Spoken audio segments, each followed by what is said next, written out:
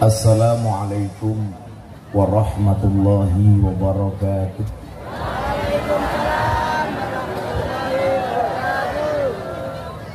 Alhamdulillahi rabbil alamin wa kafa.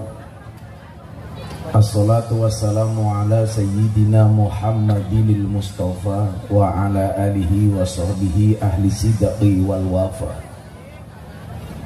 Subhanaka la ilma lana illa ma 'allamtana innaka antal alimul hakim wa tub alaina innaka antat tawwabur rahim.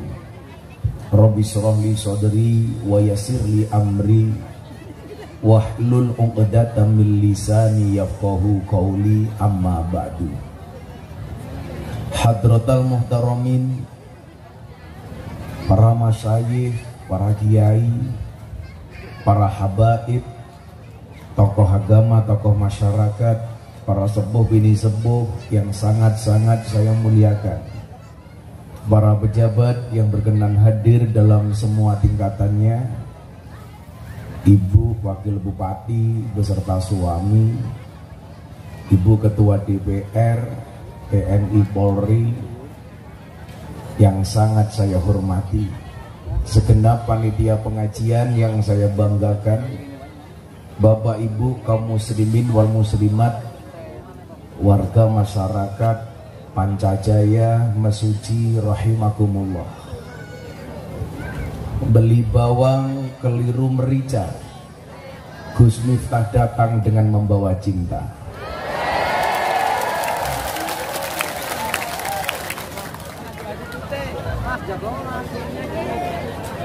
Lagi, cintaku padamu memang tidak seindah surat cinta untuk Setarla, tapi yakinlah cintaku padamu lillahi ta'ala. Cinta itu apa? Cinta itu seperti air kencing di dalam kolam renang. Maksudnya apa? Wujudnya tidak nampak tapi hangatnya bisa dirasakan. Bapak Ibu yang saya muliakan, saya malam hari ini akan memberikan motivasi kepada muda-mudi di Mesuji bahwa masa depan kita tergantung kerja kita hari ini. Jangan pernah pesimis dengan keadaanmu hari ini. Bapak Ibu yang saya muliakan, coba Anda jawab.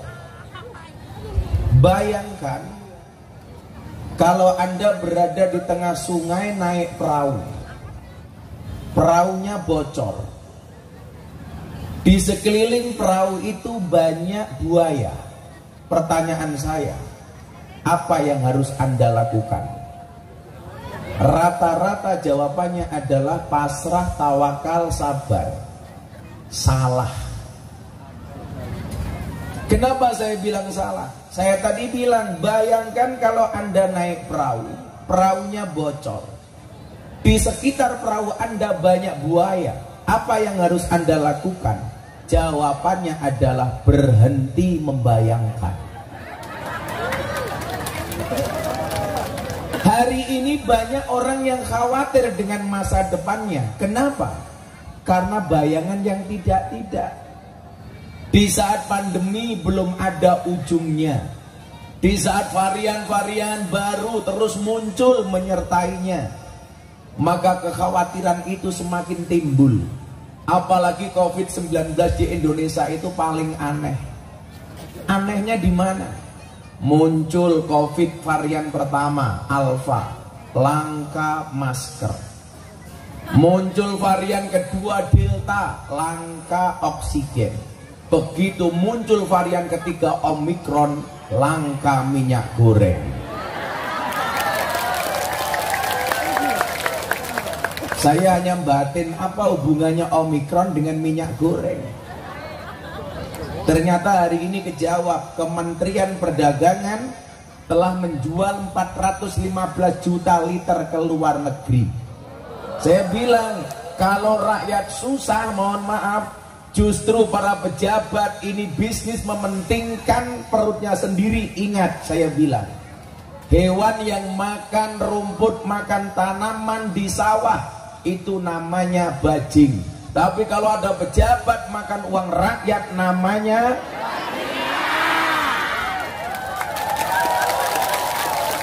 tapi kamu ngomong bajingan jangan lihat saya.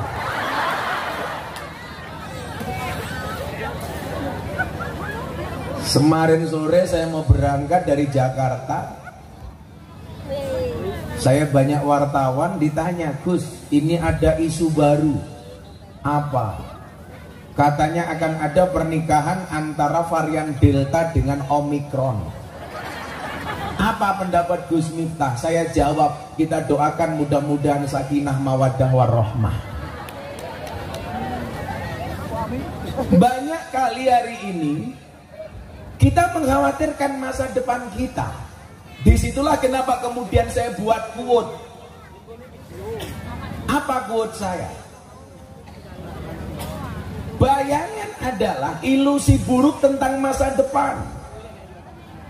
Daripada kita membuang-buang waktu untuk membayangkan sesuatu yang belum terjadi, lebih baik mempersiapkan diri untuk menghadapi. Kalau kemudian hidup penuh dengan cobaan lumrah, kayak saya ditanya, Gus, kenapa rumah tangga itu rumit? Iya, rumah tangga pasti rumit, karena kalau sederhana namanya rumah makan.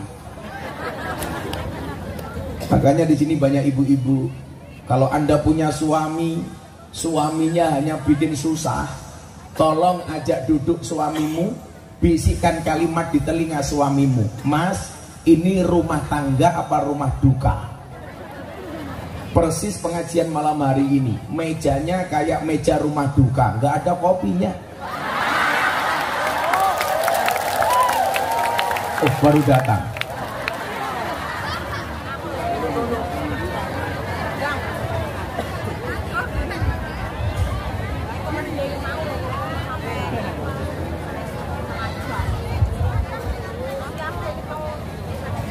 Kopi kok encer meneng.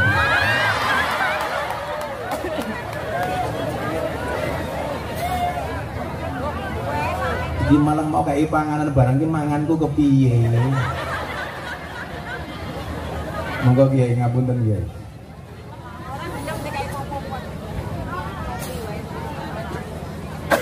Nunggunya lama, datangnya encer.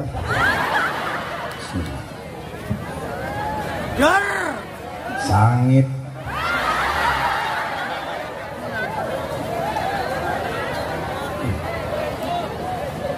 Kalau dikasih kopi masih panas, tolong langsung diminum.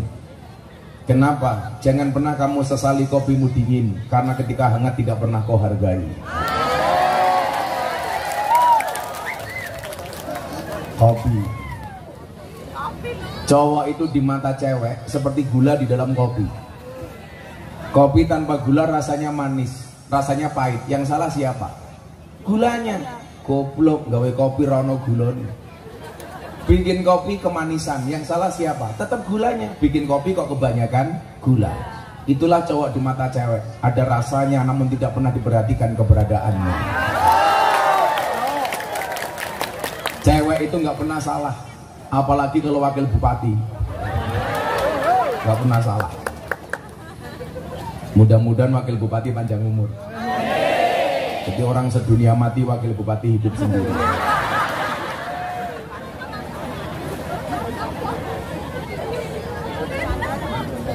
Jangan pernah meragukan masa depanmu. Itulah kenapa kemudian kita diajarkan untuk menjadi pribadi yang optimis. Optimisme ini kita belajar dari peristiwa Isra dan Mi'raj Nabi Muhammad SAW. Bapak Ibu, ada pribadi optimis, ada pribadi yang pesimis. Apa bedanya orang optimis dan pesimis? Orang optimis melihat peluang dalam masalah, sementara orang pesimis melihat masalah dalam peluang. Disinilah saya bangga dengan Pak Jokowi. Di saat orang apatis dengan ibu kota negara baru Nusantara, beliau kekeh berangkat ke Kalimantan. Banyak yang protes, bahkan nyinggung emosional orang Kalimantan dengan mengatakan kenapa ibu kota dipindah ke tempat buangan jin, setan, demit, dan iblis. Bahasa yang menyakitkan kawan-kawan kita yang ada di Kalimantan. Saya ditanya pendapat Gus Miftah bagaimana, saya bilang nggak masalah ibu kota pindah ke Kalimantan, asalkan kamu tidak kembali ke hati mantan. Santai aja bro, jangan nangis. Berakit-rakit ke hulu, berenang-renang ke tepian. Mantanmu sudah ke penghulu, kok kamu masih sendirian?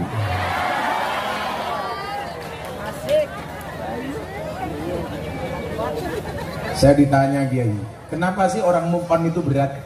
Jawabannya sederhana. Oh, Laliono Pak Dito, ini wakil Bupati Lampung Tengah, dulu nggak pernah kampanye, cuma numpang saya ngaji. Yang golek gratisan, Cok.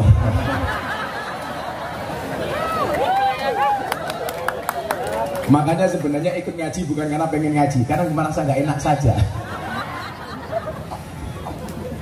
Saya ditanya, kenapa sih move on itu berat? Ya, move on itu berat. Kenapa? Karena dari SD sampai perguruan tinggi yang dipelajari hanya mengingat dan menghafal, bukan melupakan.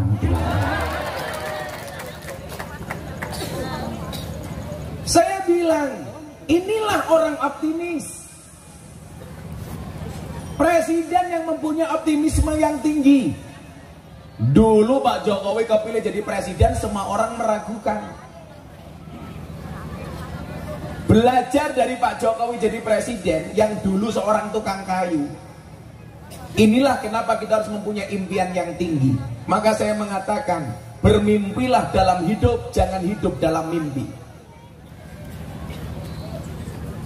Dikritik lagi ketika camping di ibu kota negara Nusantara titik nol.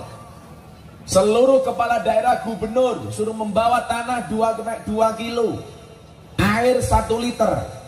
Orang bilang musyrik. Jokowi percaya dengan sajen, Jokowi percaya dengan dukun. Ini akan mengundang kemurkaan Allah. Yang ngomong mengundang kemurkaan Allah itu saya mau tanya, sejak kapan kamu jadi wakilnya Allah? Sok-sokan. Kayak yang nendang sajen di Semeru yang saya komentari. Ini mengundang murka Allah.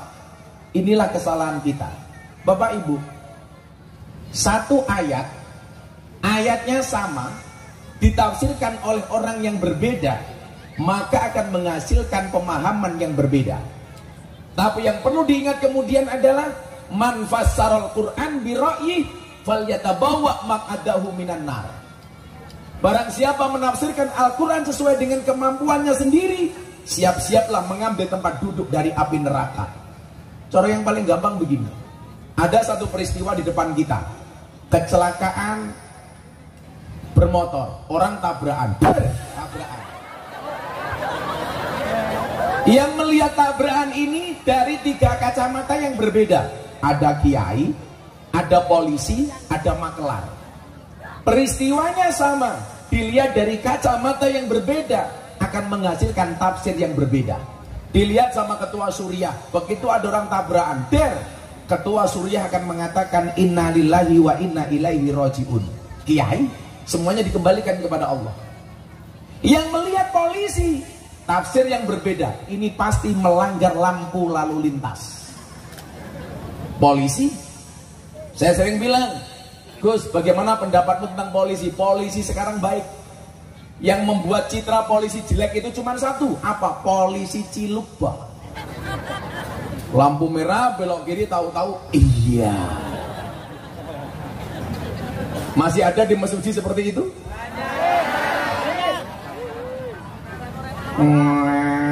Iya. Kalau polisi yang lihat orang tabrakan, ini pasti melanggar lampu lalu lintas, lampu merah. Yang ketiga yang melihat siapa? Makelar. Apa yang ada di penafsiran otaknya makelar? Ini kalau dijual motornya masih laku 50%. Peristiwanya sama, ditafsirkan oleh orang yang berbeda, melahirkan tafsir yang berbeda. Yang perlu dicatat adalah Anda tidak bisa mengatasnamakan wakil dari Tuhan. Kalau orang menafsirkan dengan bahasa seperti ini, menurut Allah, justru salah. Kalau Anda mengatakan menurut saya, itu benar walaupun tafsirmu salah. Lah hari ini banyak kenapa orang egois di dalam beragama? Karena menafsirkan seolah-olah dia menjadi wakil Tuhan. Maka kemudian orang yang berbeda dianggap salah. Contoh, sebulan yang lalu saya sempat ribut dengan Ustadz Khalid Basalamah. Saya menghormati pribadinya, tapi saya tidak sependapat dengan pola pikirnya. Orang melaporkan Ustadz Khalid Basalamah tentang haramnya hukum wayang. Saya menolak. Kenapa? Ini perbedaan fikih. Sama halnya ketika Muhammadiyah mengharamkan rokok, NU menghukumi rokok itu makruh. Apakah bisa jadi delik aduan kepolisian? Gak bisa, Pak. Itu perspektif fikih. Saya berbeda pendapat, maka kemudian saya respon dengan kontra narasi yang saya buat. Marah ketika saya bilang, haruskah kuda lumping diganti dengan unta lumping? Haruskah pohon kurma diganti dengan pohon kelapa? Kalau di Mesuji, haruskah diganti pohon kurma dengan sawit? Haruskah nama Nabi Sulaiman diganti karena mirip dengan kalimat Jawa? Maka saya bilang, jenggotmu memang panjang walaupun kamu belum tua. Wajar kalau tidak tahu etika budaya dan tata krama. Kita boleh berbeda pendapat, tetapi mohon maaf, tanpa harus meninggalkan rasa hormat. Yang menjadi persoalan bangsa ini hari ini apa? Setiap orang berbeda pendapat dianggap musuh. Ini nggak fair. Nahdlatul Ulama berdiri dengan beberapa asas: tawasud, tasammuh, tawazun. Salah satu karakteristik orang yang mempunyai sifat tasamuh apa? Menghargai orang itu walaupun kita berbeda pendapat. Contoh, saya sempat ribut berbeda pendapat dengan Habib Rizik. Saya bilang, ditanya, Gus, bagaimana konsep Habib? Saya bilang, al-hurmatu khairum minat ta'at. Hormat itu harus lebih didahulukan dibandingkan taat. Sosok Habibnya wajib dihormati, tetapi pendapatnya tidak harus diikuti. Kalau pendapatnya bertentangan dengan nalar kita sebagai orang NU, kita tolak. Tapi bukan berarti kita menghujat orangnya. Hormati orangnya, tidak usah diikuti pendapatnya. Biasa. Maka kalau orang mengatakan minta membenci Habib, saya bilang, kalau orang NU diajarkan untuk mencintai Habib, sama halnya Anda mengajarkan bebek untuk berenang. Habib datang ke Indonesia, nggak ada yang menghormati siapa kecuali orang-orang Nahdlatul Ulama. Kalau hari ini kemudian ada bahasa kriminalisasi ulama karena banyak Habib yang ditangkap, saya nggak sepakat. Kalau ada Habib ulama yang membuat kriminal melanggar hukum, dia ditangkap oleh polisi, ini bukan kriminalisasi ulama, tapi proses hukum terhadap ulama yang kriminal. Kriminalisasi ulama itu kalau mengundang kiai pengajian mulai nggak diamplopi, nah, itu kriminalisasi. Melanggar KUHP pasal 378, penipuan. Tahu nggak disangoni wakil bupatinya diam, kena pasal turut serta. Disangoni kok Gus, tapi isinya cuma sedikit. Pasalnya beda, 352, perbuatan tidak menyenangkan.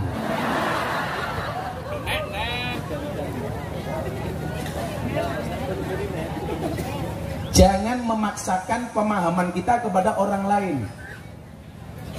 Tapi saya rela Pak untuk dibully. Bagaimana ketika saya membuat kontra narasi wayang? Wahabi menghujat saya habis-habisan. Bahkan ada berita begini, gara-gara Gus Miftah berbicara wayang, logo Halal MUI dirubah seperti gambar gunungan wayang. Dasar Miftah Ustadz gadungan. Aku kira tahu gawe logo halal. Kenapa sasarannya juga saya? Orang gagal paham membedakan mana budaya, mana agama. Sehingga kemudian apa? Beli agama ini rasanya tidak asik. Dikit-dikit salah, dikit-dikit bid'ah. Maka dulu saya sempat ceramah, Pak. Kita itu aneh. Orang bilang sholawat boleh, sholawatan nggak boleh. Tahlil boleh, tahlilan nggak boleh. Yasin boleh, yasinan nggak boleh. Masa kamu nggak bisa membedakan antara yasin dengan yasinan? Yasin itu belum dibaca. Kalau sudah dibaca namanya yasinan. Tahlil itu belum dibaca. Kalau dibaca namanya tahlilan. Sarung itu belum dipakai. Kalau sudah dipakai namanya masa rentuk ya gondal gandul. Kotang itu belum dipakai. Kalau sudah dipakai namanya nggak boleh. Kewer-kewer bro. Apa-apa ora entuk. Bahasanya Gus Miftah apa? Dolanmu kurang adoh, turumu kurang bengi, koncomu kurang oke, kopimu kurang kental. Encer Pak.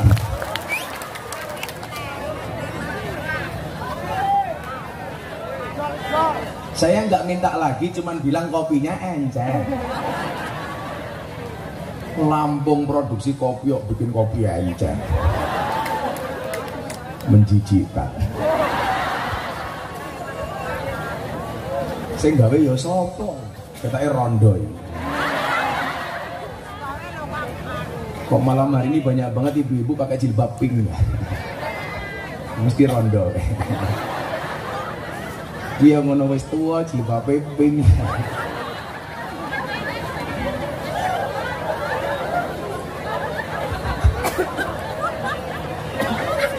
Sengguri kalau sengguri kalau. Saya ngarep insya Allah lebih parah. Ada yang pink di sini, ya Allah. Panitia juga gitu, tendone ya pink. Nah Bapak Ibu rahimakumullah, melihat kondisi seperti ini kadang-kadang apa? Kita menjadi pribadi yang pesimis. Saya bilang, efek 350 tahun bangsa Indonesia dijajah, salah satunya apa? Melahirkan generasi yang pesimis. Kalau bahasa anak sekarang apa? Insecure. Apa? Insecure. Kurang percaya diri. Bahkan cenderung pede, peteng dedet. Bapak Ibu, coba Anda lihat. 350 tahun kita dijajah. Kita kurang pede, Pak. Saya kasih contoh, ini tidak rasis ya, tapi contoh nyata. Orang Indonesia itu, Pak, kalau ketemu bule, yang ada di otaknya orang Indonesia apa? Ini orang pinter. Kalau ketemu orang bule, wah, wong pinter. Padahal wong bule sing pekok juga banyak.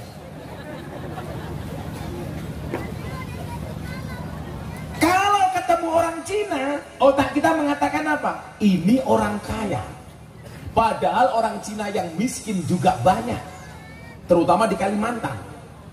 Banyak orang Cina jualan gorengan, orang Cina ngamen, biasa. Tapi yang ada di benak kita apa? Begitu melihat orang Cina, kaya. Yang lebih parah lagi apa? Begitu melihat orang Arab, kita mengatakan suci.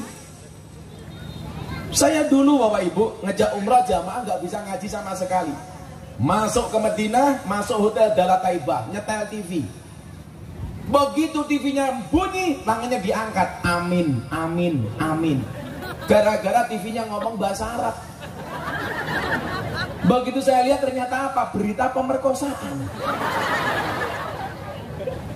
Dulu zaman Gus Dur, Pak. Kan kiai banyak dicurigai sama Intel. Begitu Gus Dur rapat bersama para kiai, Intel datang lihat dari jauh. Gus Dur tahu kalau ada Intel yang melihat aktivitas para kiai. Maka Gus Dur mengatakan kepada kiai yang lain, Pak Kiai tolong mulai saat ini kita ngomong pakai bahasa Arab. Intelnya pulang, ditanya atasannya, hei Intel, apa tadi yang dilakukan oleh para kiai? Santai komandan, kenapa? Mereka hanya saling mendoakan.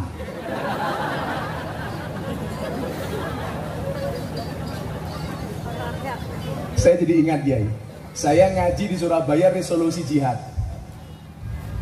Dalil yang paling populer, hubbul waton minal iman. Selesai pengajian, saya didatangi sama orang, Ustadz, saya kan jarang dipanggil Ustadz. Begitu saya lihat ternyata al-kacong, aliran katok congklak. Kenapa mas? Saya mau tanya satu hal sama anda. Tanya apa?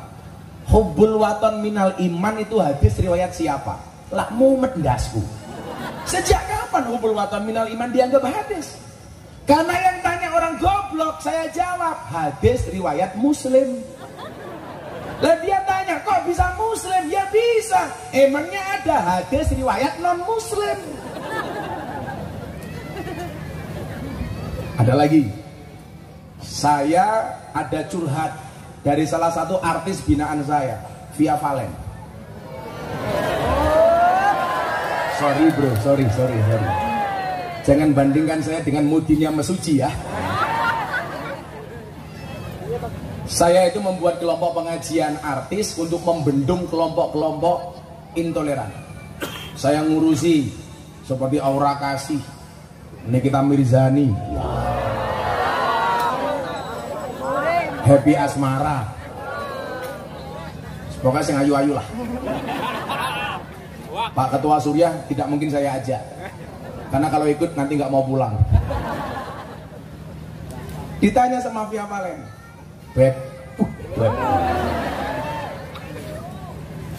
Saya mau tanya bah, apa Nduk? Saya kemarin di demo sama orang. Emang kenapa? Gara-gara saya nyanyi di panggung dangdutan lagu Din As-Salam dengan pakaian agak seksi.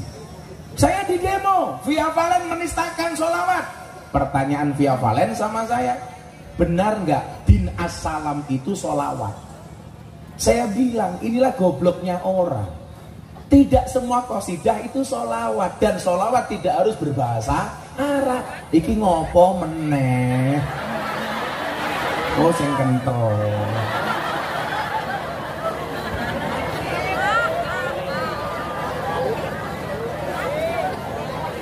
Pak Duni pengen wira-wiri ning panggung.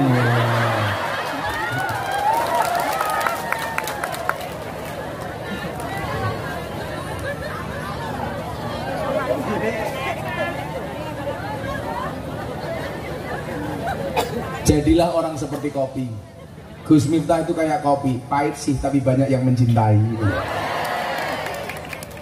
Ibu-ibu tahu kenapa kopi itu pahit? Karena manisnya kamu habiskan. Tapi bohong. Benar nggak Din As-Salam itu sholawatan? Saya bilang enggak, itu qasidah Arab. Artinya apa coba? Din itu artinya agama, salam itu damai. Berarti boleh bah saya nyanyikan di panggung dangdutan? Boleh. Sambil ngising saja boleh kok. Bukan sholawat kok.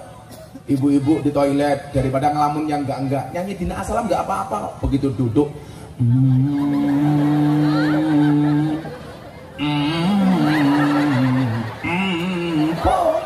Kilahadil mata fi masa cerot. Itu bukan sholawat. Tapi saya pesan satu hal ya, ada satu qasidah memang bukan sholawat tapi nggak pantas dinyanyikan di toilet. Apa itu? Man ana, lagu menghormati takdiman wa ikroman wa mahabbatan kepada para masyayikh kita. Walaupun itu bukan sholawat, tolong jangan dinyanyikan di tempat-tempat yang tidak layak seperti toilet. Aku mau dumeh kelingan aku nyanyi man ana karo ngising. Man ana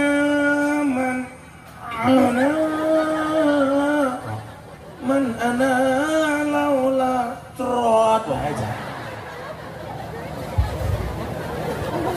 Saya dulu kan yang dibully gara-gara saya sholawatan di klub malam itu, Pak.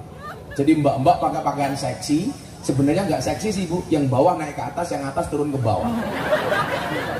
Itulah alasan kenapa saya pakai kacamata hitam. Supaya apa? Kalau ngelirik nggak kelihatan. Jadi saya ngaji di Surabaya, Kiai. Malamnya saya ngaji di bekas Doli. Siangnya saya dicegat sama anak-anak kafe, klub malam. Gus, masa cuma di Jogja dan di Bali? Di Surabaya dong ngaji. Kalian siap ngaji? Siap. Saya datang siang-siang.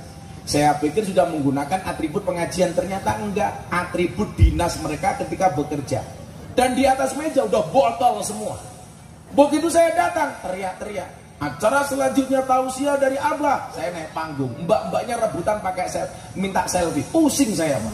Lihat bawah pupu, atas susu, pupu, susu, pupu, susu.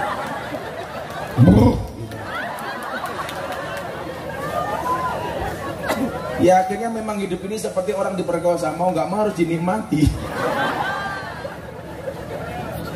Tapi naudzubillah min dzalik, alhamdulillah sampai hari ini saya terjaga, Pak. Orang NU semuanya ngerokok. Saya ditanya, Gus, minta minum alkohol. Saya ngerokok aja enggak. Sampai hari ini saya enggak pernah ngerokok. Ibu-ibu kalau cari suami untuk anaknya pilih yang ngerokok apa enggak? Gus Miftah.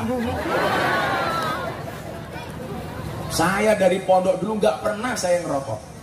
Walaupun kalau kita pujian di masjid yang kami bosok-bosok, sing sapa wong bar mangan orang rokok, padha karo wong sing ora cewek. Harusnya ditambahi sing sapa wong bar salat rawiritan padha karo wong adus rasabunan. Bahkan kalau kiai-kiai NU ngerokok aja pakai dalil. Apa dalilnya? Ni'matul udud ba'da dahar. Kalau santri tambahi lagi wa ni'matud dahar ba'da dukhul. Saya nggak tahu ngaji ya ora paham. Bapak saya itu kan merokok berat.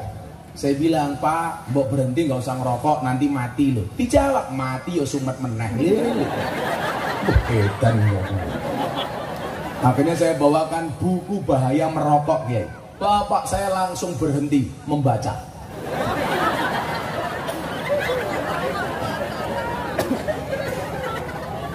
Tak kandani ngeyel, boyo ngerokok to Pak men panjang umur ala tonggo kowe ora ngerokok ya mati. Sangel. Makanya saya bilang NU sama Muhammadiyah, saya menghormati banget kawan-kawan saya Muhammadiyah. Saya sering guyon, NU Muhammadiyah bisa itu masuk surganya duluan mana Bu Wabu? Duluan NU. Kenapa? Karena imannya orang NU lebih tebal daripada Muhammadiyah. Buktinya kasus rokok, Muhammadiyah mengharamkan rokok. Kenapa? Karena Muhammadiyah takut dengan peringatan pemerintah rokok itu membunuhmu. Lah orang NU nggak percaya yang membunuh itu bukan rokok tapi malaikat Israel. Kalau Muhammadiyah takut ya lumrah, karena peringatan bahaya merokok hanya ditujukan untuk orang Muhammadiyah. Rokok itu membunuhmu, bukan membunuhnu. Membunuhmu Muhammadiyah. Saya itu 4 tahun setengah Bu tinggal di masjidnya orang Muhammadiyah, tapi banyak orang Muhammadiyah yang ngerokok. Contoh wali kota Jogja itu ngerokok padahal ngakunya Muhammadiyah. Saya bilang, Pak, Anda tuh kan Muhammadiyah, kenapa ngerokok? Saya memang Muhammadiyah Gus, tapi soal rokok saya ikut hukumnya orang NU. Ya cangkemmu ya gue. Saya dulu 4 tahun setengah gitu manggon yang masjid Muhammadiyah, ya karena nggak kuat ngekos. Akhirnya di Muhammadiyah nggak ada masalah. Masalahnya cuma satu, gara-gara ikut Muhammadiyah saya kuru. Kenapa ikut Muhammadiyah kurus? Karena Muhammadiyah belas gak pernah ada selamatan. Orang mangan-mangan belas. Kuru. Begitu saya pindah masjidnya orang NU, gara-gara saya menikah dengan orang NU, saya gemuk 100 kilo. Kenapa saya menikah dengan cewek NU gemuk? Jelas susunya cocok. Begitu saya pindah ke masjidnya orang NU, tambah gemuk. Kenapa? Mergo wong NU titik-titik mangan. Yasinan mangan, tahlilan mangan, sholawatan mangan, manakipan mangan, mujahadahan mangan, istighosahan mangan. Tonggone loro njaluk didongake mangan. Sing loro mati mangan meneh. Nanti ban serupane kaya takir kabeh.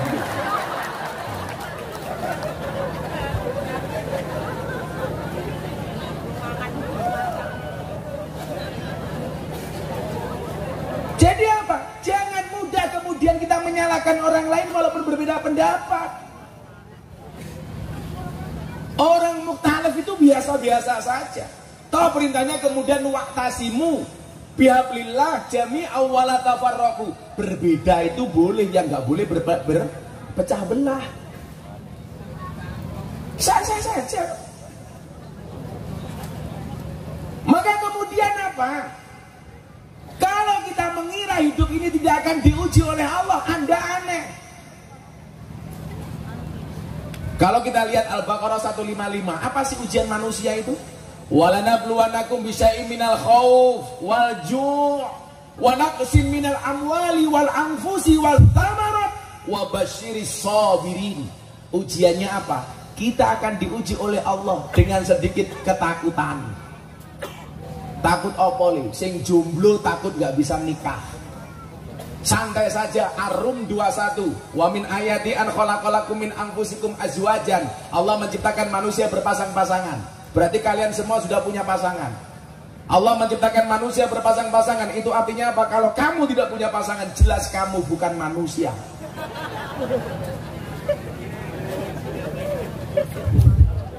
Hari ini orang bilang kalau nggak sama dengan Nabi bid'ah. Nabi nikah umur 25 tahun. Berarti kamu yang 30 tahun belum menikah, kamu bid'ah dolalah mesake tak kandang. Kalau apa-apa harus sama ya repot Pak. Nabi Muhammad menikah dengan Siti Khadijah, mas kawinnya apa? 20 ekor unta. Sama dulu Gus Miftah menikah, mas kawinnya berapa? 20 ekor tengu. Kok kan podo mbahmu Kanjeng Nabi sugih kok. Saya dulu itu menikah karena kepepet. Saya pengen nikah umur 25 tahun, 24 tahun saya menikah, kan kepepet. Mateng disik matamu, ngawur mateng disik. Emangnya aku cowok apaan? Saya itu menikah kepepet kenapa Kiai? Saya belum pengen menikah, tapi saya sering memberikan nasihat pernikahan. Makanya jangan kaget kalau banyak artis menikah minta saya nasihati pernikahan, kayak Atta Halilintar, siapa. Karena dari muda saya sudah terbiasa memberikan nasihat pernikahan. Makanya quote-quote saya tentang pernikahan banyak. Karena apa? Karena sering memberikan nasihat. Pasangan terbaik bukan yang datang dengan segala kelebihannya, tetapi yang tidak meninggalkan kita dengan segala kekurangannya. Gara-gara saya belum menikah, dina sama teman-teman kiai. Alah mif, urung rabi kok wani ngandani wong rabi. Tak jawab, ya ora apa-apa Ki, buktine Mbah Mudin orang tahu mati yang budal ke jenazah. Apa Mudine kudu modar dhisik ayo. Ana Mudin ning kene iki. Ada Mbah Mudin di sini? Biasanya raine kaya bandoso biasa.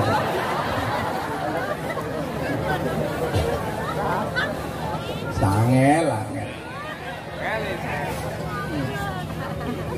Makanya yang muda-muda gak usah takut. Saya nggak berani nikah Gus, rezeki saya belum pasti.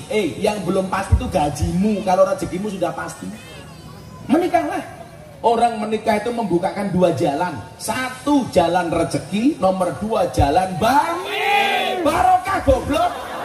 Bayi. Kok ngawur cangkemannya. Diinfo masih. Jalan bayi.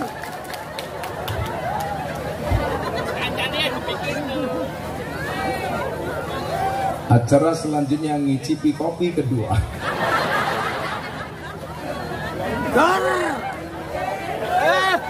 Malah kecut banget tuh.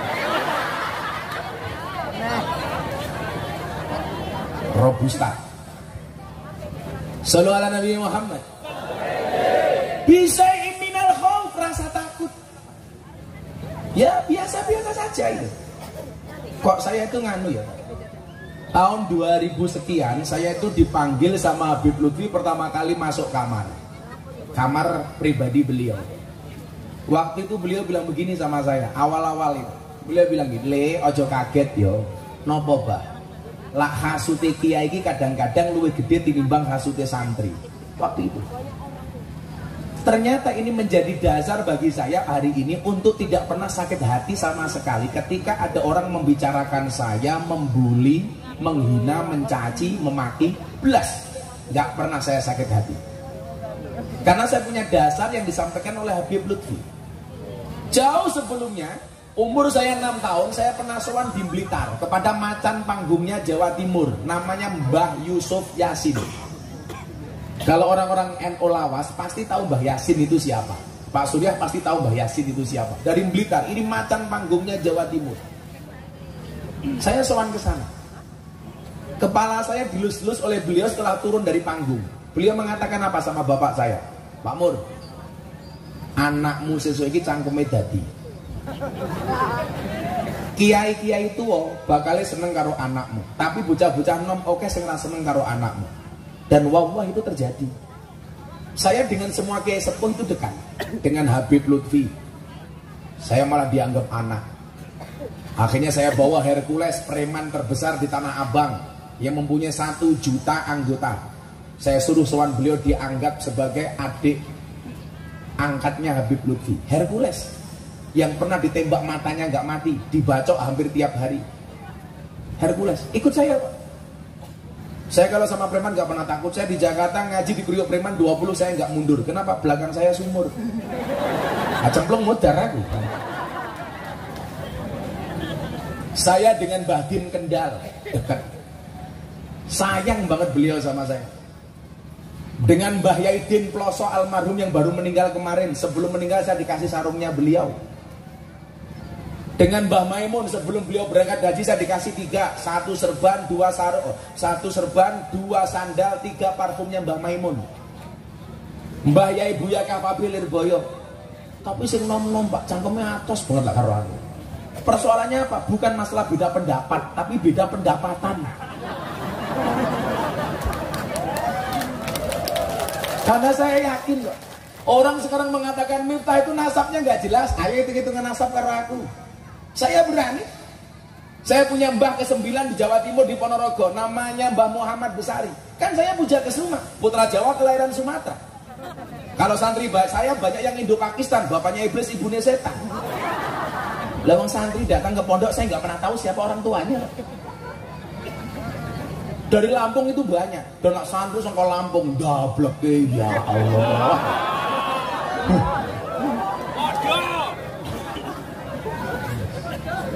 Mulai. Wayai. Tapi ya nggak apa-apa. Ujian dia itu ya santri sing nakal. Podo karo suami, ujiannya apa? Istri galak. Istri ujiannya apa? Suami kere. Kan gitu aja. Kan nggak ada manusia yang nggak diuji. Kenapa Gus? Cobaan banyak. Iya, kalau cobaan pasti banyak. Karena kalau sedikit namanya cobain. Diuji ulang.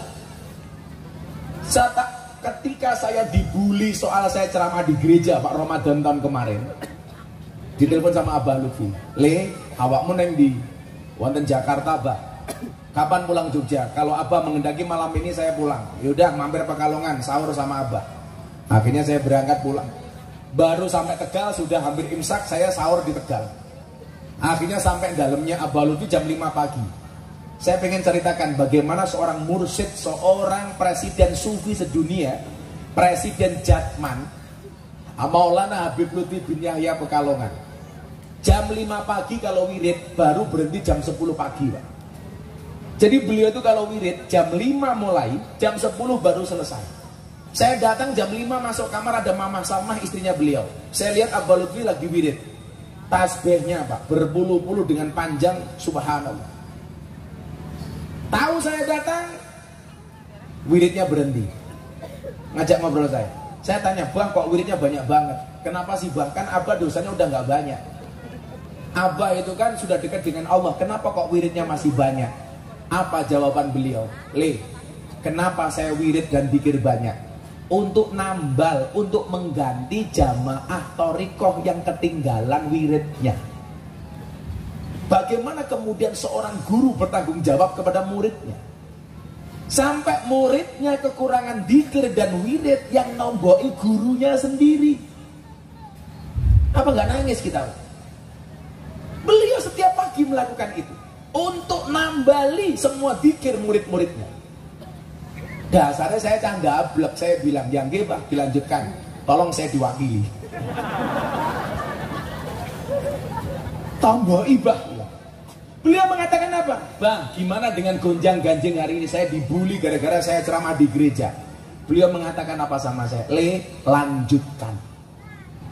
2 kali peristiwa besar saya dibela sama beliau. Yang pertama, ketika pengajian saya di lokalisasi dicibir oleh semua orang. Abah Lutfi diwawancara sama wartawan. Bagaimana Beb, itu muridnya kok ngawur, menistakan agama pengajian di lokalisasi? Apa jawaban beliau? Miftah itu bengkel. Yang namanya orang bengkel ya lumrah kalau bajunya kotor. Maka saya bilang, ibarat orang sholat, ada yang jadi imam, ada yang jadi muadzin, ada yang jadi khatib, ada yang mimpin tahlil. Posisi Miftah di mana? Tukang bersih WC dan kamar mandi. Karena saya yakin, sekhusuk-khusuknya Anda sholat di masjid, gak mungkin khusuk dan pasti terganggu ketika WC-nya kotor. Maka tugas saya membersihkan WC dan toiletnya. Silahkan Anda yang jadi imam, silahkan Anda yang menjadi khutbah. Cukuplah Miftah sebagai pembersih WC. Maka ketika saya diwawancarai di TV One waktu itu, pembawa acaranya tanya sama Kiai, Kiai, gimana pendapat Anda tentang pengajian Gus Miftah di lokalisasi? Kiainya bilang apa Pak? Memalukan, menistakan agama, menjual agama, ini memalukan. Saya ditanya, apa respon Gus Miftah? Saya jawab, kalau yang saya lakukan dianggap memalukan, lebih memalukan mana ketika Anda melihat kemaksiatan, diam tanpa memberikan solusi apapun kepada mereka. Maka kenapa hari ini banyak mobil tulisannya Presiden para pendosa? Karena saya membela anak-anak ahli maksiat supaya dekat dengan Allah. Saya mengatakan, jangan pernah menghina pendosa seolah-olah kamu tidak pernah berbuat dosa. Siapa yang gak pernah berbuat dosa? Makanya kemarin mobil yang viral di Muktamar itu mobilnya anak-anak santri. Ada gambarnya Gus Miftah, ada tulisannya Presiden para pendosa. Di Emersia kuat-kuat saya banyak di bokong truk. Makanya kemarin saya bilang saya dapat penghargaan 3 hal dari Leprit, Lembaga Prestasi Indonesia dan Dunia. 1, lelang belangkon termahal di dunia. Saya sumbangkan untuk Muktamar NU di Lampung. Belangkon harga 90.000 bisa terjual 900 juta. Saya 900 juta itu jangan salah. Apalagi sarungnya, apalagi isinya.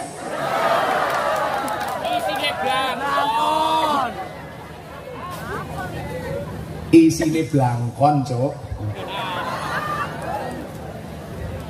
Yang kedua, saya dapat penghargaan sebagai dai yang paling konsisten pengajian di lokalisasi 22 tahun.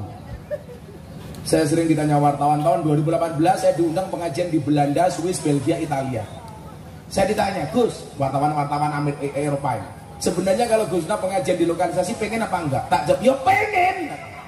Terus gimana? Ya ngempet. Masa kiai ngacengan, aku yang ngono tak? Wadah ke Ansor. Wis Ansor banter iki jos, lungguh ning isor tanpa tikar. Mulai pengajian insyaallah little body. Sini gatel kelebon wedi. Malah tepuk tangan. Ibu-ibu kalau cari menantu pilihlah Banser sebagai calon menantumu. Kenapa? Jelas kiai saja dijaga, apalagi anakmu. Besok saya Pak Kiai Surya masuk surga yang awal Banser. Banser kan tugasnya survei lokasi Pak ya. Jadi sebelum kiai masuk surga, surganya disurvei oleh Banser. Surganya siap, kiai masuk, Bansernya metu meneh.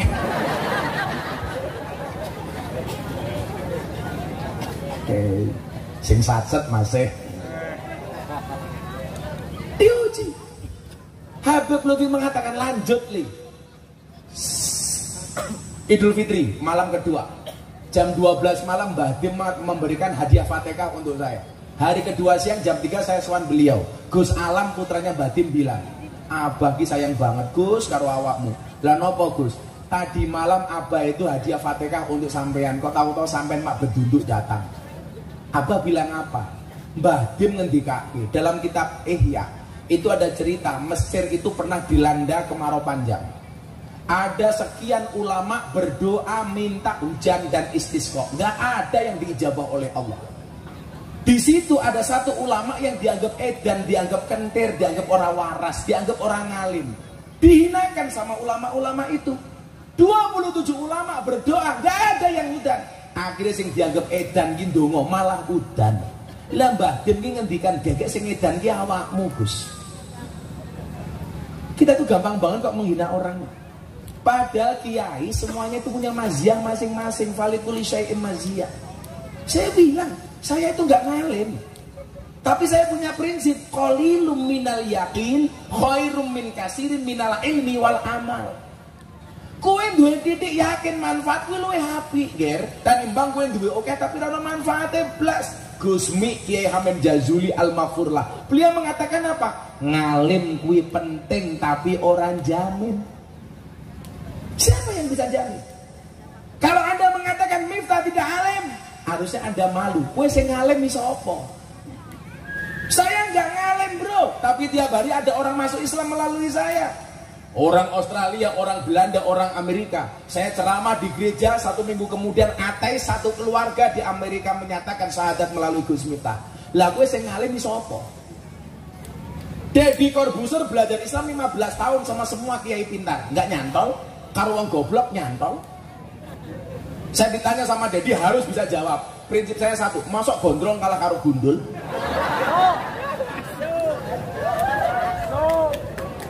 Nyatanya masuk Islam.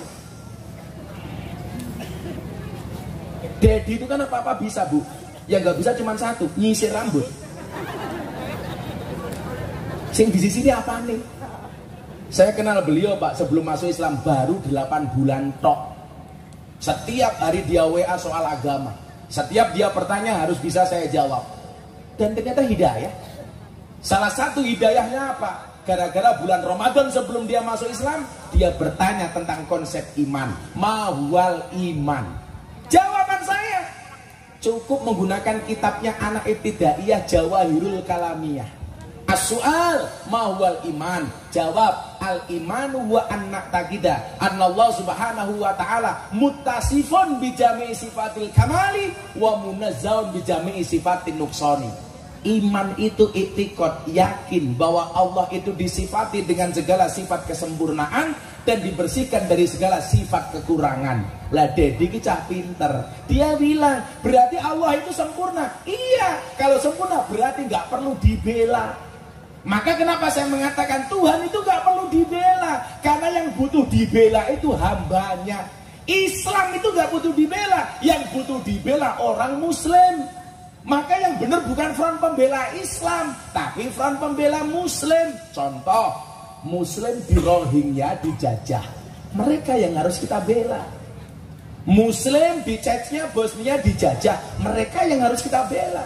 Kalau kamu mengatakan membela Islam, Islam itu sempurna.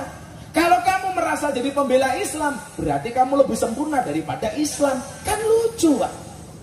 Sing butuh dibela ki awake dhewe ora Gusti Allah. Contoh, tersangka butuh pembelaan dari siapa? Pengacara. Kenapa? Karena tersangka itu lemah, maka dibela oleh orang yang kuat. Bentuknya apa? Pengacara.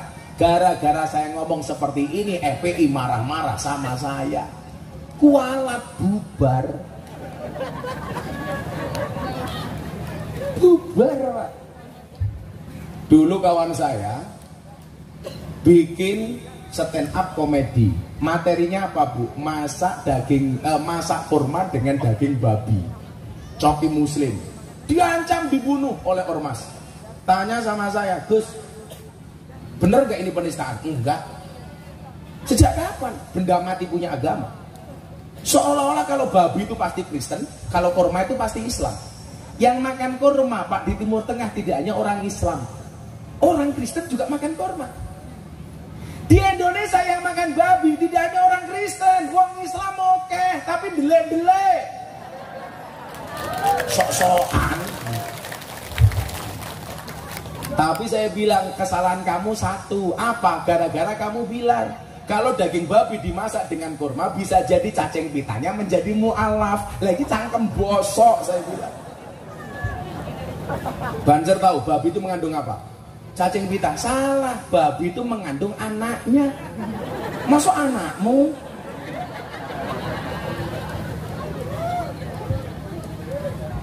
Bisa iminal khauf. Kita diuji oleh Allah dengan ketakutan-ketakutan. Waju, kelaparan. biasa.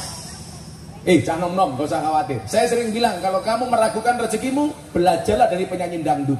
Penyanyi dangdut itu makhluk spesial. Kenapa? Dia mampu bertahan hidup hanya dengan organ tunggal.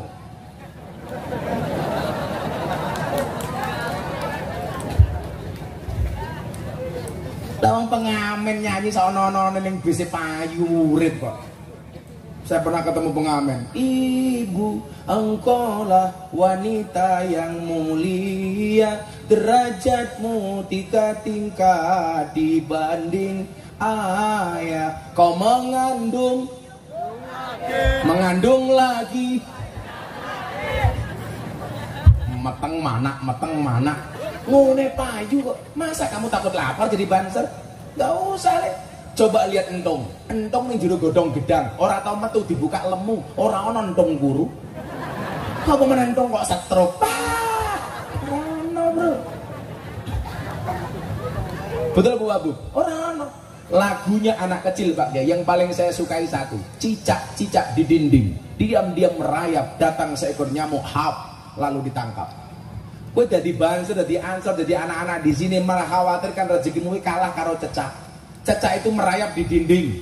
Alat mencari rezekinya hanya lidah, ilat. Rezekinya terbang, wujudnya nyamuk. Itu seharusnya cecak protes sama Allah. Gusti, jenengan mboten adil. Kula ra iso mabur, kenapa rezeki saya mabur? Tapi mekanisme keadilan Tuhan berlaku. Pertanyaan saya, cecak yang mendatangi nyamuk atau nyamuk yang mendatangi cecak?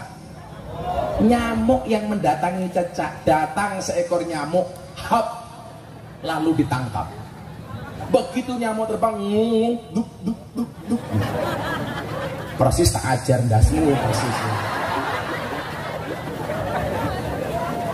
Lawang ayatnya jelas kok, wa ma min dabbatin fil ardi illa 'alallahi rizquha. Maka kemudian dikatakan apa? Asyakku fil rizki, asyakku fil razik. Orang yang meragukan rizkinya berarti dia meragukan sang pemberi rizki. Ayo tak takon. Bapak Ibu, wong Pancajaya jenengan jawab. Anda hidup di dunia atas maunya sendiri atau undangan Allah? Atas kemauan sendiri atau diundang oleh Allah? Kalau diundang oleh Allah, siapa yang bertanggung jawab atas hidupmu?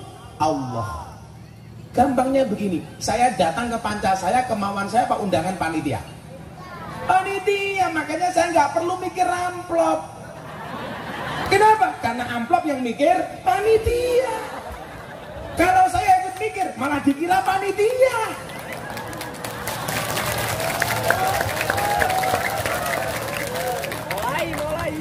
Mulai. Jenengan diundang selamatan sama Bu Abu, orang usah mikir berkat. Soalnya berkat urusannya sing ngundang Bu Abu. Kewajibanmu mangkat mesti keduman, asalkan lungguhe ra pindah-pindah. Lalu gue pindah-pindah malaikatnya mau medase, Bro. Maka dikatakan apa? Hubbul intikal alamatul konyol.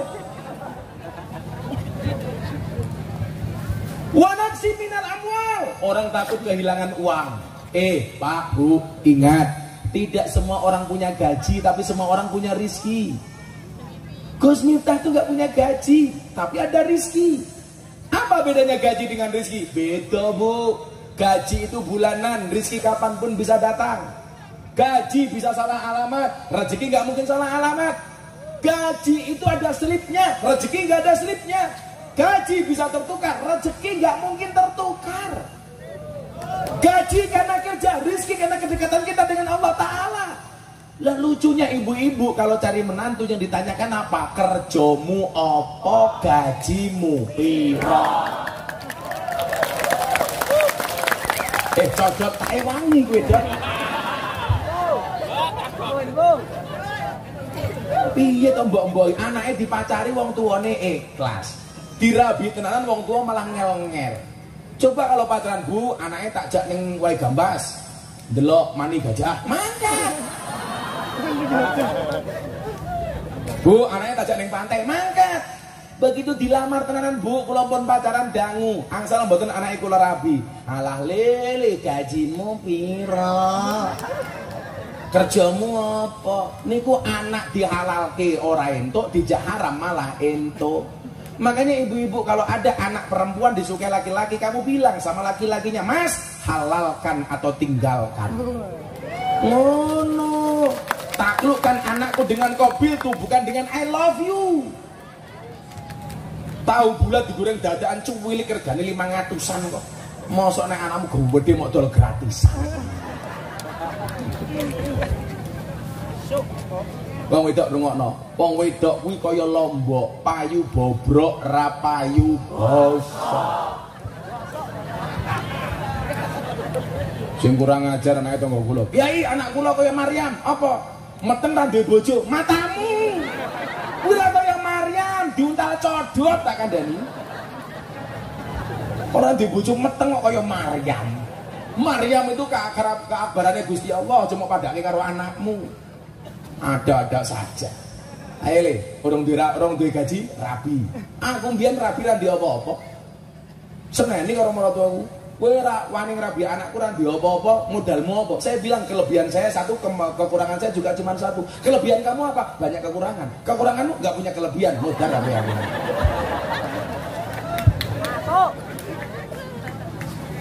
Angel. Kowe melu-melu ngono, dipecat karo maratuamu. Le aku ki rabi le 5 tahun pertama, mau 5, madep mantep mangan melu maratuwa. Tidak hanya mau 5 bro, M10 madep mantep mangan melu maratuwa muring-muring menantu meneng mawon. Akhirnya M15 madep mantep mangan melu maratuwa muring-muring menantu meneng mawon, maratuwa mati menantu melu marisi. Maratuwa pun jawab apa? Le M1 apa Pak? Matamu.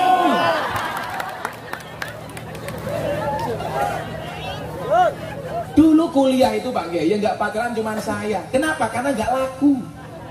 Temen saya KKN 9 orang, 5 cowok, 4 cewek. 5 cowok yang nggak punya motor hanya saya sendiri. Akhirnya yang 4 orang ini pasang-pasangan pacaran. Aku mau jadi obat nyamuk. Tapi aku rela hati, saya punya prinsip. Saya jomblo bukan karena saya nggak laku, tapi karena saya mampu menjaga kehormatanku. Wow, gagal. Sekarang cukup saya sampaikan, di balik kesuksesan seorang laki-laki akan ada banyak mantan yang menyesali. Ya. Jatuh, no. Telat, bro.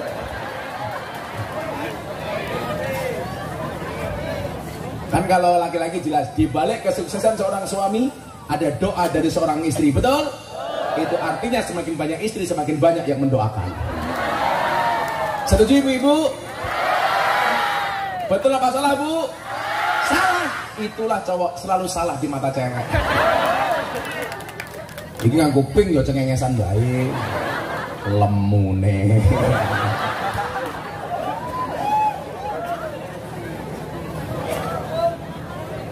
Cewek lemu itu ciri-cirinya satu, dia nggak bisa duduk silo, mesti ngini ki. Soalnya otaknya gede. Tapi santai kok mbak, cantik itu dari 3 hal. 1 dari sananya, 2 dari dananya, dan 3 dari letak kameranya. Bila wong wedok kelak lemu fotonya ora mungkin ngene nih, mesti gini. Set. Dan ra ketok-ketenge. Tapi nggak apa-apa kok mbak. Ada teori yang mengatakan 100 kg di bumi itu sama dengan 30 kg di Mars. Itu artinya Anda nggak gemuk, hanya salah planet.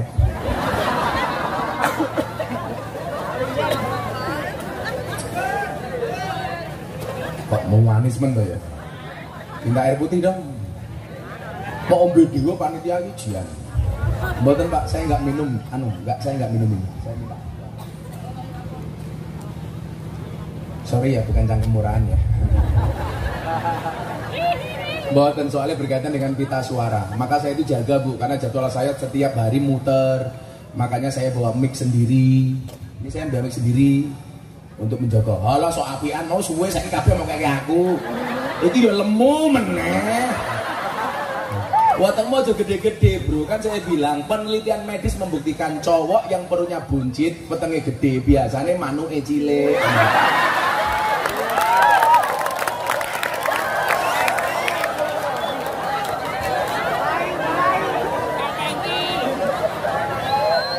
Kayak dibuka mau kayak pentil.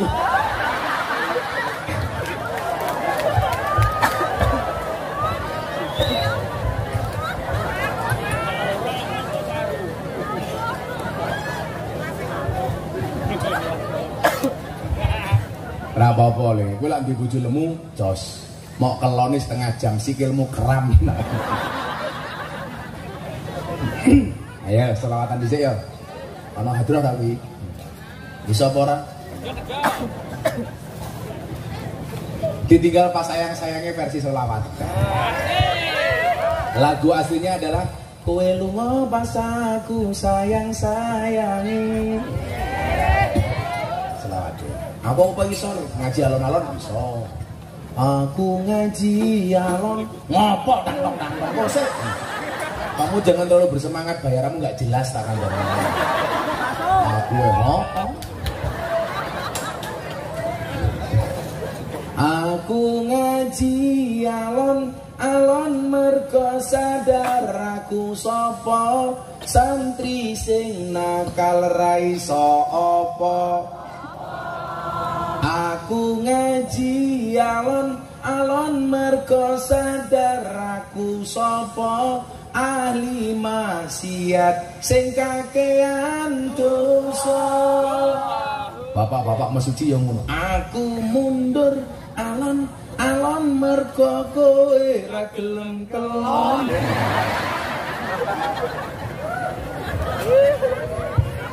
Ya, selawat bil qulub versi ditinggal pas sayang-sayang. Dong gawa HP apa ora? Kalau flashnya dihidupkan mau apa enggak? Coba dihidupkan. Wah, kayak buruk mesti cross.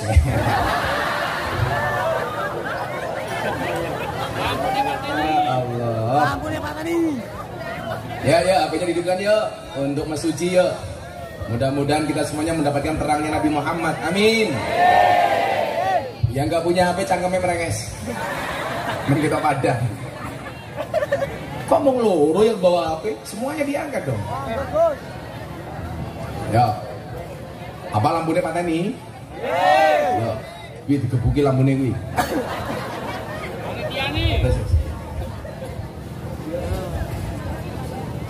Semuanya diangkat HP-nya. Ibu-ibu saya boleh berdiri? Ibu-ibu lebih suka saya duduk apa berdiri? Itulah perempuan. Di mana-mana suka yang berdiri. Murah banget. Sekarang 20 tahun lama banget.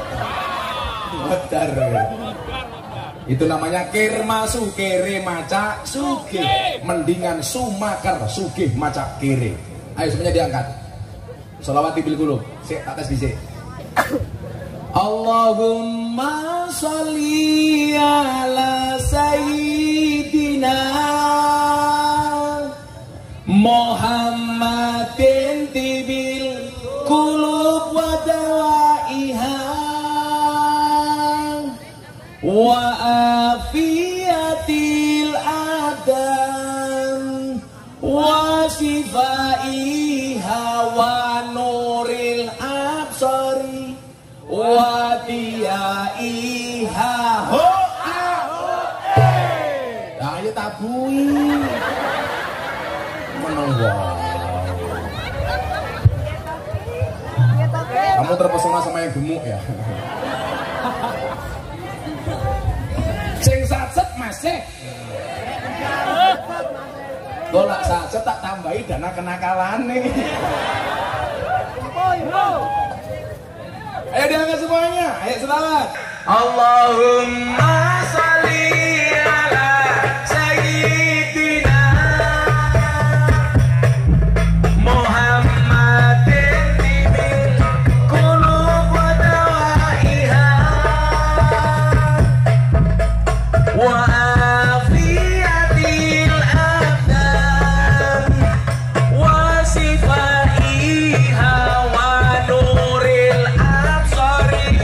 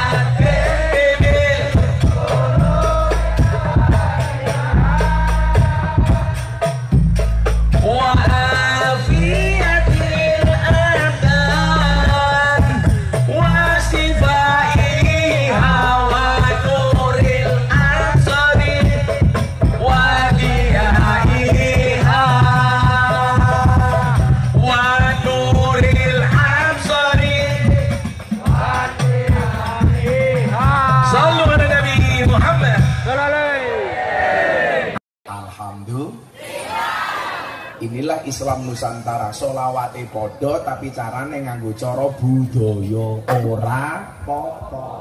Mau selawat lagi? Wis lagune wong enu. Sholli wa sallim iman alamada. Sholli wa sallim iman alamada. Lebih kenceng lagi. Wal ali wal iman wal ali wal ashab iman qad wahada bareng-bareng. Sholli iman alamada. Allah sholli wa sallim iman alamada. Wal ali wal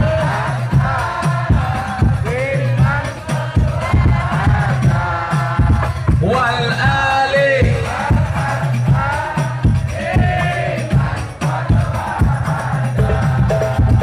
saben malam Jumat ali kubur mulai nang omah kanggo jalo coba wajah Quran najan sakalimah. Lamun ora dikirimi banjur bali nang kuburan mangku tangan tetangisan. Sholli wa sallim iman alamada. Sholli wa sallim iman alamada.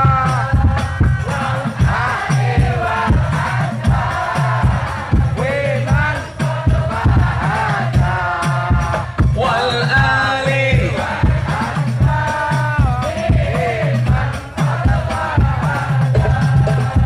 kebacut temenan ger anak turunku.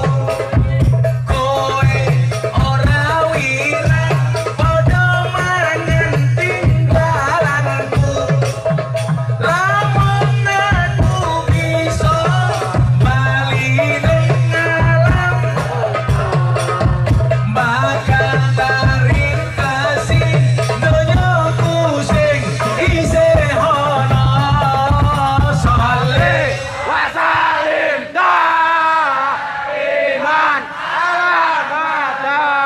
Allah sholli wa sallim iman alamada. Wal ali wal ashab iman qad wahada. Wal ali wal ashab. Sekarang dijawab yang kenceng bareng-bareng. Kami cinta tanah air Indonesia. Kami bangga jadi bangsa Indonesia. NKRI akan selalu kami jaga demi kejayaan bangsa Indonesia. Sholli wa sallim iman alamada. Allah sholli wa sallim iman alamada. Wal ali wal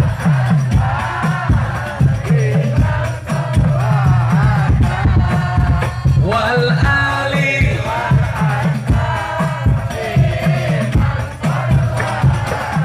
sallu ala nabi Muhammad. Alhamdulillah. Lambune mati pengajiannya rampung nggih. Udah kan nek. Lanjut. Masih kuat? Aku sing lemes, Bro. Alhamdulillah. Aku kesel masih. Bon, lanjut ke ayatnya merampung dikit meneh. Mangga didahar Bu Abu. Jangan malu-malu loh Bu. Biasanya malu-maluin. Saya itu gara-gara ceramah di gereja diundang oleh wali kota Los Angeles di Amerika untuk ceramah toleransi di Los Angeles. Wali kota Los Angeles Pak ngundang ngaji, wakil bupati Mesuji orang. Urung. Tak dengake Bu Abu lebih surga di sini dewe. Mangkat bareng ngaji. Elele sing lembu dolaran WA, elele. Apa ngaji lah kata-kata wae. Apa ini siomay? Wis status. Wa naqsim minal amwali wal anfus. Wedi napa meneh? Wedi mati. Wis to santai mawon. Nyatane Habib Lutfi niku nyuwun sewu belas ra tau nganggo masker. Senajan tok aja mok contoh. Enggak boleh. Karena kamu beda, kita beda dengan Habib Lutfi. Abah Lutfi itu belas ra nganggo masker. Semua orang salaman, yo ora tau loro. Karena apa? Kul la yusibana illa ma kataballahu lana huwa maulana wa 'ala Allah falyatawakkalul mu'minun. Katakanlah sekali-kali musibah itu tidak akan pernah menimpa kami kecuali yang Allah tetapkan atas kami. Tonggoku gini, maskernya rangkap telu, bentuk apa-apa dicuci, mati. Orang mergo Covid diajar bojone mergo ora tau nyambut gawe.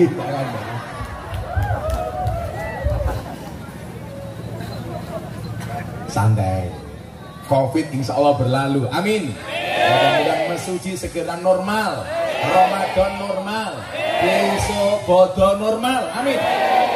Maka kemudian wal angkusi wasamara tandur ora panen. Saiki malah jenengan diuji sawit regane larang dhewe dalam sejarah. Loh, matur nuwun ngono kuwi. Ngono pengajian kene murah dinyang. Saat ini saya regane berapa Bu? 3.600 gajah. Dulu cuman 700.000, saya ini 3.600. Kayak ngono ya syukur awakmu. Murah banget.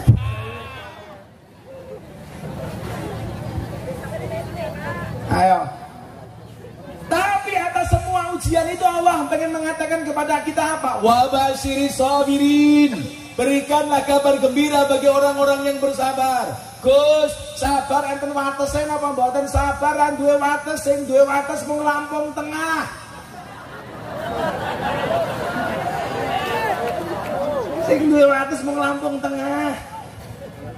Mesuji lan duwe wates. Maka apa? Ketika kita dikasih ujian oleh Allah yang berat, Allah tidak pernah memerintahkanmu untuk mencari jalan keluar hingga penat, tetapi Allah memerintahkanmu untuk sabar dan sholat. Gembok tidak pernah dibuat tanpa kunci, masalah tidak pernah dibuat tanpa solusi. Kanjeng Nabi susah, kenapa? Istrinya meninggal dunia, tambah susah, pamannya meninggal dunia. Dikasih hiburan sama Allah, bentuknya Isra Mi'raj yang mengajarkan kepada kita menjadi pribadi-pribadi yang optimis. Maka saya sampaikan, wahai pemuda-pemudi Mesuji, ingat, jangan pernah mengkhawatirkan masa depanmu. Masa depan itu seperti sekumpulan tempe. Artinya apa? Gak ada yang tahu. Betul? Maka bermimpilah dalam hidup, jangan hidup dalam mimpi. Yang bisa kita jadikan patokan makalah di dalam kitab Hikam. Di situ dia menyebutkan Ibnu Athaillah As-Sakandari, mal farqu bainar roja wal umniyah. Ar-roja ma qaranahu amalun wa illa fa huwa umniyatun. Ada roja, ada tamanni. Roja itu harapan, tamanni itu angan-angan. Apa bedanya harapan karo angan-angan? Harapan satu keinginan yang diwujudkan dengan amal dan perbuatan. Kalau punya keinginan, gak ada amal, gak ada ikhtiar, gak ada usaha, namanya angan-angan. Jadilah awakmu pengen jadi wong gede tapi rono usahane kuwi jenenge angen-angen. Gaweane turu tapi pengen sugih, gaweane turu ora gelem nyambut gawe, ora gelem bisnis, ora gelem dodol. Begitu bangun tidur membuat status WA, akan indah pada waktunya. Cah Mesuji tangiyo, turumu miring, ngilermu mambu, obatmu ndang diombe. Ora gelem kerja akan indah pada waktunya. Saya sering mengatakan apa? Ora ana wong mulya tanpa tirakat, wong sing tirakat wae urung mesti mulya. Ora ana kiai tanpa ngaji, wong sing bendina ngaji urung mesti dadi kiai. Ora ana wong sugih tanpa kerja, wong sing kerja wae urung mesti sugih. Ora ana wong pangkat tanpa raket, nyatane sing ragat wae urung mesti entuk pangkat. Kowe gaweane micak-micak kok pengen dadi wong sugih. Murah banget. Sing satset masih nggak ada hidup yang instan. Bahkan untuk membuat mie instan saja harus direbus dulu. Dan ingat, hidup itu pasti banyak ujian. Karena kalau banyak cucian namanya laundry. Kalau hidupmu diselimuti masalah, bersyukurlah, berarti kamu masih manusia. Karena kalau diselimuti wijen namanya onde-onde. Ayo, kurang apa kowe? Jaluk kuat apa meneh? Hidup di dunia tidak semudah membolak-balikkan tangan, tapi ingat, dengan tangan kita bisa membolak-balikkan dunia. Semua orang punya garis tangan, bahkan bagi mereka yang tidak punya tangan. Maka kalau kamu punya garis tangan, supaya terjaga garis tanganmu gampang, jangan sering mencuci menggunakan tangan. Hilang kok garisnya tangan. Belajar dari kisah Isra Mi'raj. Nabi Muhammad optimis akhirnya menjadi orang besar. Kalau kemudian Allah menghendaki, kulillahumma malikal mulki tu'til mulka man tasha wa tanzi'ul mulka mimman tasha. Allahumma la mani'a lima ataita wa la mu'tiya lima manakta. Orang Wahabi mau membuli saya sematinya, mati dewe. Saya dibully 27.000 komentar mencaci maki, nggak sakit hati. Kenapa? Komentarnya nggak saya baca. Ngapain? Miftah ceramah di gereja kafir, gampang, syahadat meneh, ngopo? Saya itu los Pak. Makanya Pak Kiai, saya dijazai guru saya. Le, gue lak pengen hatimu ayem, patang perkara wacanan sak durunge kowe turu. Ini tiap malam saya baca 2 buku. Tak kandani semuanya. Kenapa saya itu nggak pernah sakit hati? Dipikir-pikir kok malah mati. Saya punya prinsip begini, nggak usah mikir omongan orang, wong yang ngomong saja nggak pakai mikir. Ya, betul. Betul? Nggak usah digagas. Wong saiki cangkem karo silit, kuwi luwih jujur silit. Sing metu saka silit mung entut, sing metu saka cangkem macem-macem fitnah, iri, benci. Alah. Wong wedok rumana kupingmu. Sing lanang golek sawit ning kebon, sing wedok senam wae. Tapi ndunga apa to yuyu? Ben langsing. Ngono ku kuwatoke metetet. Tarik ses. Semangka. Kemarin odading sekarang semangka, kemarin dianggap penting sekarang bukan siapa-siapa.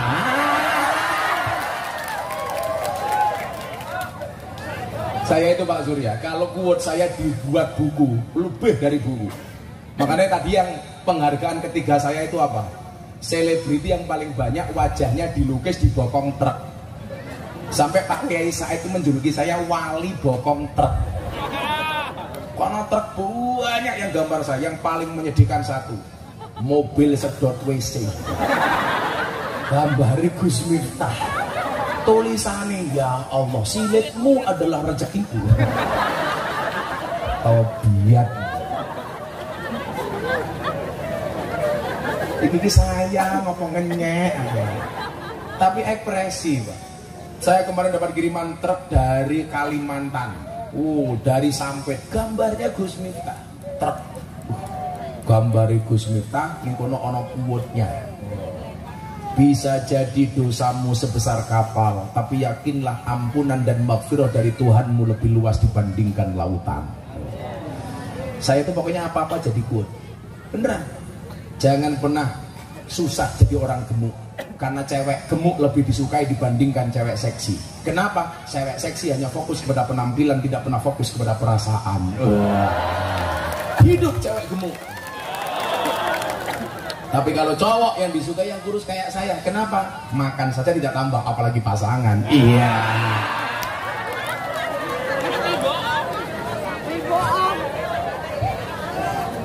Bancer ngono, bancer wetenge gede. Manuke cilik. Wow, cilik banget.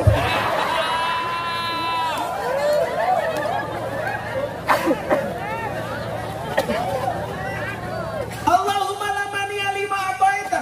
Kalau kemudian Allah sudah ngasih, gak ada orang bisa nolak, Pak. Saya tanya begini, Pak, nyuwun sewu. Viral itu Pak, Dito aku tak takut. Penggiat medsos. Viral itu bisa didesain apa enggak? Enggak bisa, Pak. Contohnya capres-capres sudah bikin baliho di mana-mana tetap enggak viral, Pak. TikTok, data TikTok seminggu yang lalu, tokoh publik yang paling terkenal di medsos. 1. Ganjar Pranowo di TikTok. 2. Gus Miftah. 3. Erick Thohir. Nyuwun sewu, Anies Baswedan. 4. Erick Thohir. Ridwan Kamil, Caimin, 10 besar yang bukan tokoh politik hanya saya sendiri, Pak. Liane gubernur, DPR, ketua MPR. Miftah bukan partai politik, nomor loro paling populer di TikTok, hashtagnya paling banyak. Maklum presiden para pendosa. Rakyatnya siapa? Dito, Wabub Jawa Lampung Tengah. Lagu sudah lo ngeresake. Nyalan bupati mau nunut ngaji tadi.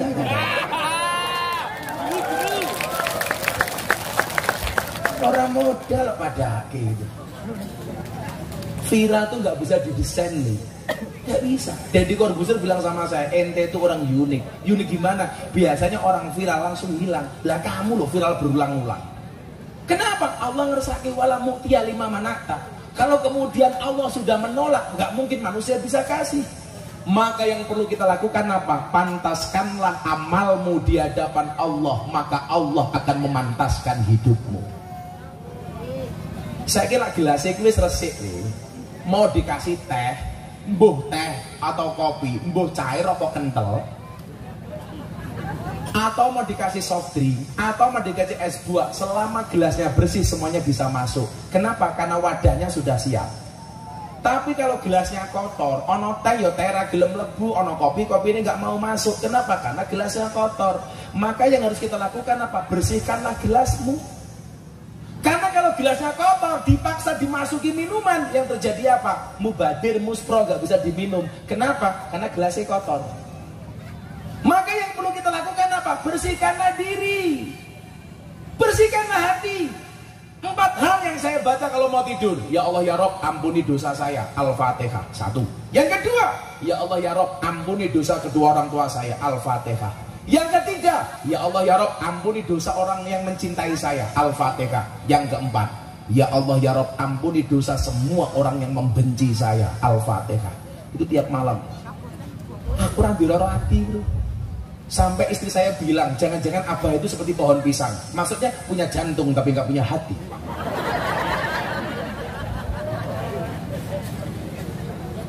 Mbak, ini ada anggur, ada apel. Kamu pilih anggur apa apel?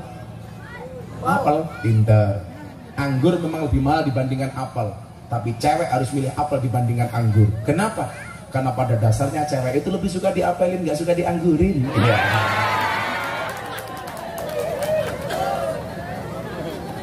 Masuk masih.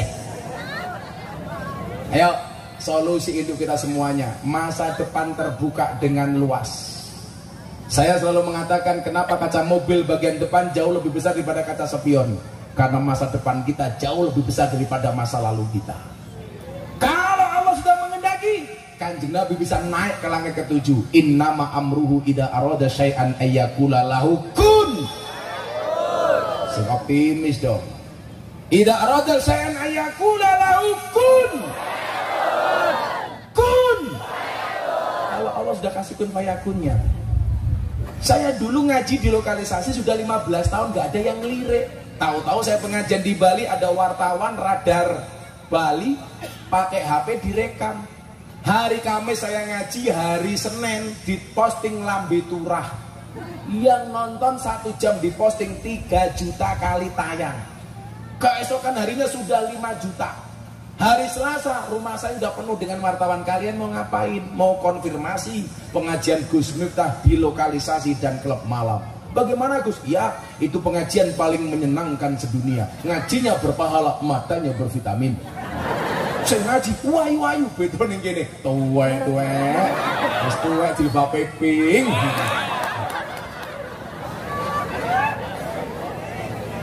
Lah kayak gitu Pak, di medsos dipotong. Oh ternyata Miftah modus pengajiannya di lokalisasi hanya cari yang menyenangkan, dipotong meneh. Makanya saya bilang besok itu salah satu yang masuk neraka duluan tukang YouTube sing gaweane motong pengajian. Cah YouTuber ngomong kupingmu. Gaweane medot-medot sengit aku. Aku ngaji karo Nikita Mirzani ning Cirebon, tak ajak ning muktamar NU ning Lampung. Wah, beritane Gus Miftah pacaran sama Nikita Mirzani.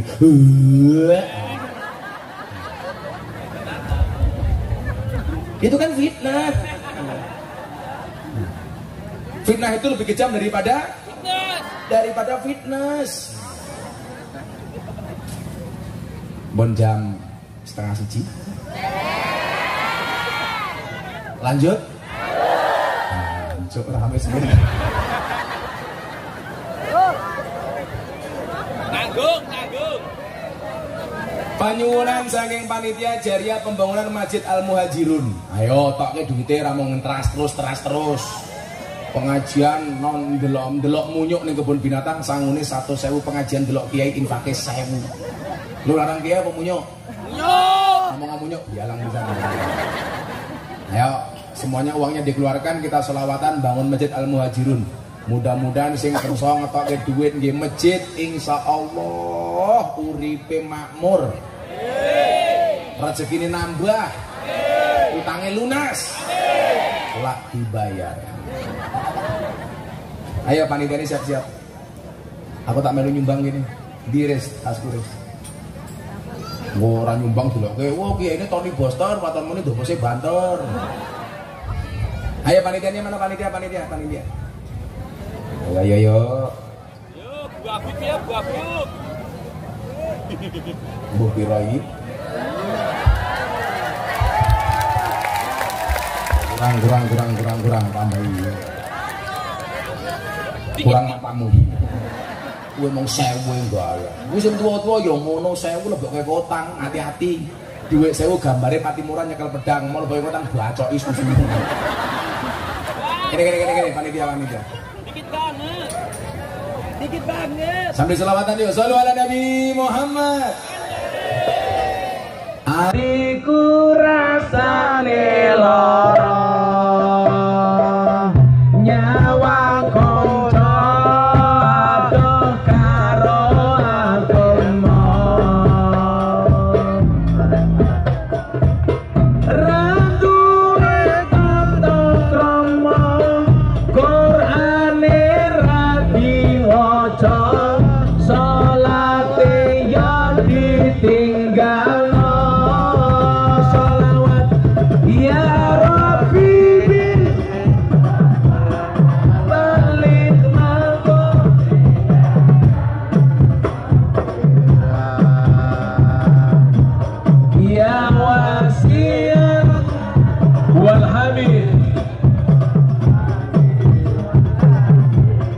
Turja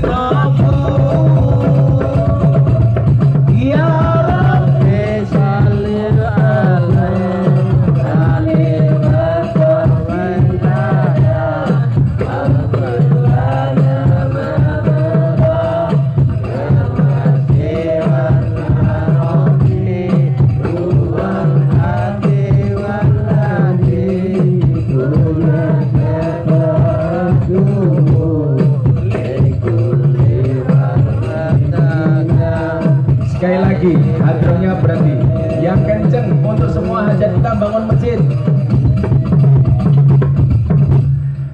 Ya Rabbi fil Mustafa baligh maqasidana waghfir lana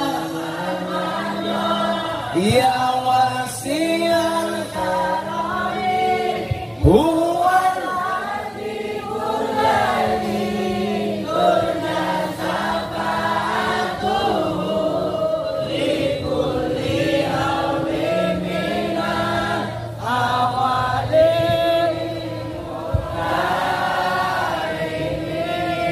Sallu ala Nabi Muhammad. Maka Bapak Ibu semuanya, anak-anak sekalian, gak ada yang tidak mungkin bagi Allah. Ma tawaqqafa matlabun anta tolibu birobika walatayasara matlabun anta tolibu binafsika.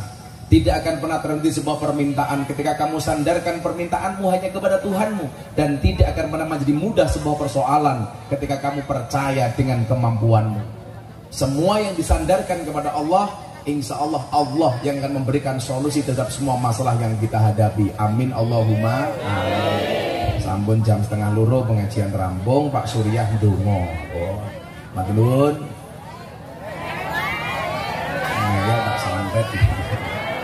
Kula mun kuwesel kula minjang ajeng teng Kota Bumi, lanjut teng Kalirejo, terus teng Lampung Timur, 12 teng Surabaya, syuting sahur bareng Gus Miftah 6 dina teng Surabaya, langsung 12 syuting Jakarta. Wis kesel niki meh 2 jam kula infak 1000 ngenyang. Hadanallahu wa iyyakum ajmain. Napa niku Pak Robingun? Oh niku kanca kula sekolah teng Bustarul Ulum niku. Pak Robingun. Hadanallahu wa iyyakum ajmain wallahu minkum. Assalamualaikum warahmatullahi wabarakatuh.